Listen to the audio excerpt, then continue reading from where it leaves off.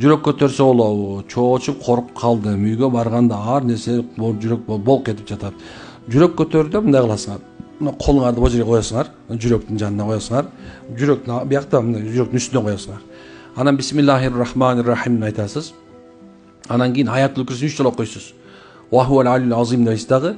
Анан бисмиллахир-рахманир-рахим деп туруп, анан мына оң жакка мындай 3 жолу, анан кайра сол жакка 3 жолу, анан бисмиллахиллади ла ядурру ма исми шейин фил ард ва ла фис самаи ва самил алим деп кичине басып деп 3 жолу ушундай кылып койсо эле болду, жүрөк орун алат. Билесиңер эмне үчүн мындай кылат? Эмне үчүн ушу тажрыйба колдонса, анткени чындыгында дейт, силердин жүрөктөрүңөр Алланы эстөө менен гана өзүнүн калына келет деген Алла Тааланын аяты бар.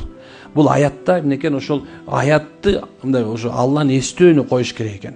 Чотасыздар, Алла Тааланын немеси зикир сыяктуу болуп туруп, анан кийин ушундай кылса, амал кылса, иншалла жүрөк көтөрүлгөн болсо. Анан барып алам боякчаңа сүбөңөрдү сындыртып көтөрүп, анан кийин бояңа бир нерсе байлап алып, 2 оттагы бир этип эле кол.